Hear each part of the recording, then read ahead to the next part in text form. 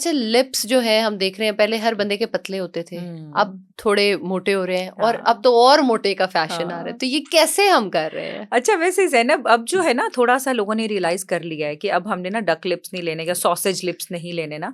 तो 2 साल पहले तक तो इतने बहुत ये मोटे हो इन गए थे कि yes, हम सोच रहे थे ये क्या रशियन है, लिप्स थे और ये बट वो। दुबई में अभी भी दुबई में अभी भी, अरब में ये है, yes. अरब में दे लाइक बिगर लिप्स ना।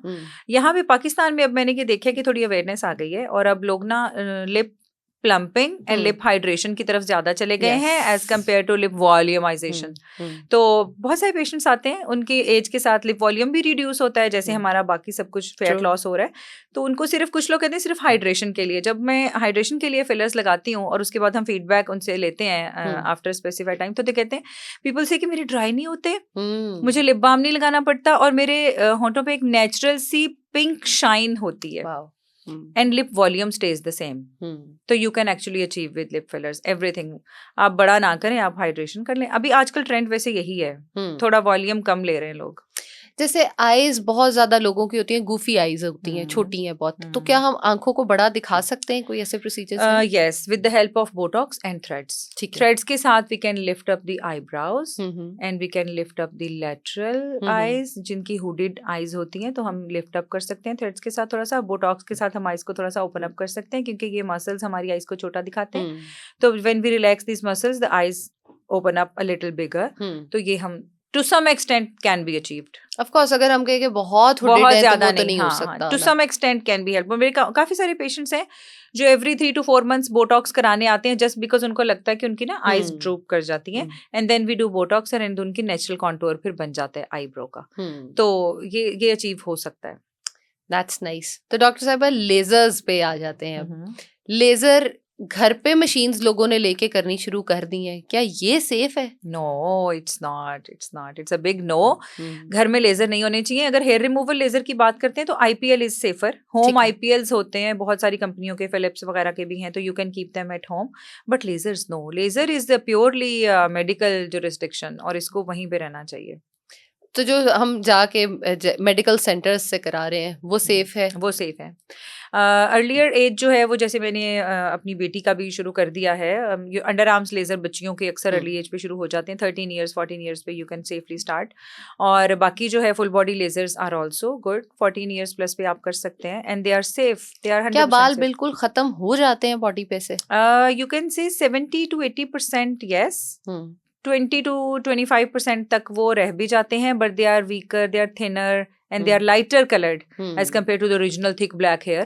तो actually ये एक ना life changing experience है, I would say, बच्चियों के लिए भी और बड़ी जो खवातीन है जिनके बहुत हेयरी होती हैं कुछ लोग, और कुछ लोगों को तो एबनॉर्मल हेयर ग्रोथ होती है ना, चिन के ऊपर, बियर्ड एरिया के ऊपर, ये वाला सारा मर्दाना दाढ़ी टाइप होता है, तो उनके लिए तो लाइफ चेंजिंग है ना। There is no other option apart from hair laser that can actually get rid of hair from here. No, कोई ट्यूब नहीं है, कोई क्रीम नहीं है, कोई टैबलेट नहीं है, कुछ नहीं है ना, it's the only hair laser. हाँ, अगर आने वाले फ्यूचर में हमें कोई और ऑप्शन मिल जाएगी तो हम उसकी बात कर लेंगे, पर अभी के लिए gold standard is the hair laser. अच्छा डॉक्टर साहब, जो हम हेयर क्रीम्स जो रिमूवल के लिए यूज कर रहे हैं, क्या वो सेफ हैं? Not all of them. ज्यादातर तो जो है ना वो रिएक्शन कर रही हैं, स्किन खराब कर रही हैं, पेशेंट्स अक्सर आते हैं स्किन ब्लैक हो रही है। हाँ, ब्लैक बहुत हो रही है। तो क्यों हो रही है? इसलिए कि उनके अंदर डेपिलेटरी क्रीम्स है ना। डेपिलेशन का मतलब ये है कि उन्होंने सल्फाइड बॉन्ड को ब्रेक करना है ताकि बाल टूट जाए। तो जब बाल तोड़ने वाला केमिकल उस परसेंटेज में मौजूद है तो वो स्किन को भी तोड़ेगा, क्योंकि वो स्किन पे लग रहा है। तो बाय हुक और बाय क्रूक आपको फायदे के साथ नुकसान तो मिलेगा।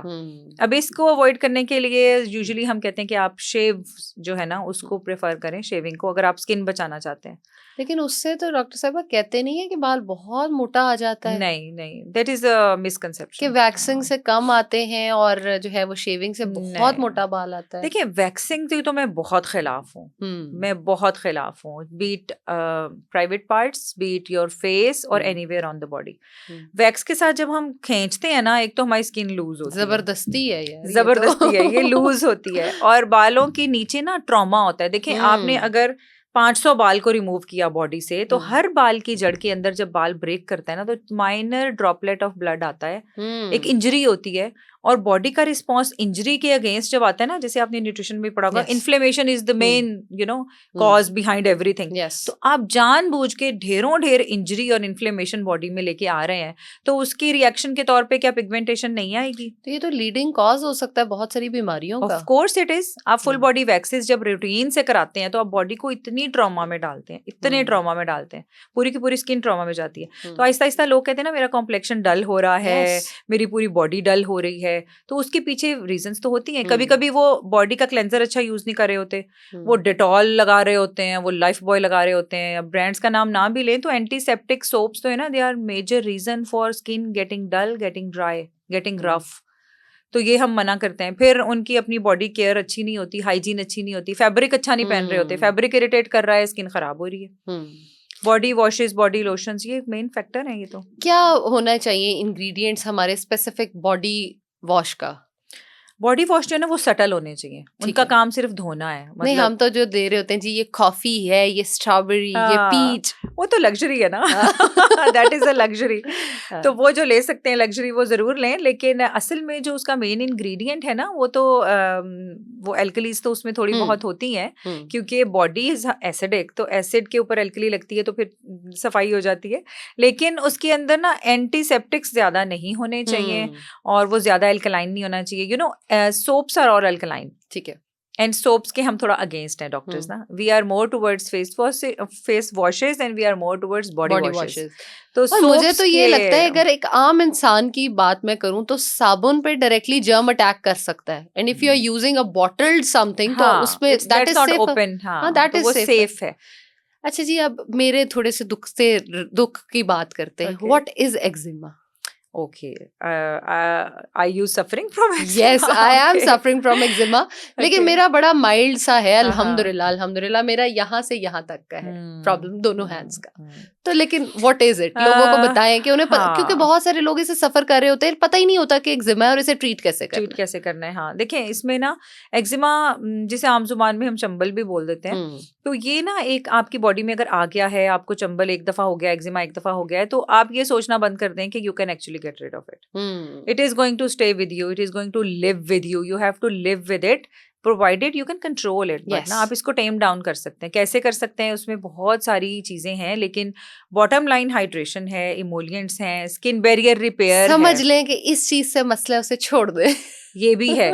हाँ, जिस डिटर्जेंट से है, जिस साबुन से है, जिस काम से है, तो वो हम विमेन जो कि हाउसवाइफ्स हैं वो नहीं छोड़ सकती हैं। बर्तन धोने हैं, कपड़े धोने हैं, तो ग्लव्स पहने, बड़े वाले ग्लव्स ले लें। फिर मैं उन्हें कहती हूँ बार बार एक एक कपड़ा, बार बार एक एक बर्तन ना धोएं, जमा कर लें, ढेर लगा लें, उसके बाद ग्लव्स पहने और काम खत्म। तो इस तरीके से ना मैनेज किया जा सकता है। लोगों को तो पूरी बॉडी पे भी आ रहा होता है, पूरी बॉडी पे आ रहा होता है, बिल्कुल। लेकिन मैं आपको बताऊं, एक्जिमा की wonderful drugs, they have recently been introduced into the market for the last 6 months or so. We are practicing them and they are giving wonderful results. They are not steroids. Doctor साहब हम पहले जाके वो ले आते हैं। चले। तो एक्जिमा जो है ना अब तो कंट्रोल हो रहा है, अब तो सबका कंट्रोल हो रहा है अल्हम्दुलिल्लाह। और अगर आपके पास अभी कोई दवाई एक्सेस में किसी पेशेंट्स के पास नहीं है, तो कम से कम मॉइस्चराइजर तो जरूर होता है। मॉइस्चराइजर जो है ना वो स्किन बैरियर को अच्छा, मेरा ट्रिगर पता है कैसे हुआ था? मुझे कभी भी ये प्रॉब्लम नहीं था, या शायद मैंने सफर नहीं किया था। ड्यूरिंग पेंडेमिक मैंने बहुत ज्यादा सैनिटाइजर्स यूज करने शुरू किए थे, मेरा उससे ट्रिगर हुआ था एंड it never left तो me एंटीसेप्टिक है ना, basically you had a tendency and that was unveiled by trigger नहीं हुई भी थी, वो ट्रिगर हो गई एंटीसेप्टिक के साथ। तो एंटीसेप्टिक्स जो है ना ये आपकी स्किन को ड्राई करते हैं। अच्छा, had you been using moisturizer just after a sanitizer, you won't be having it.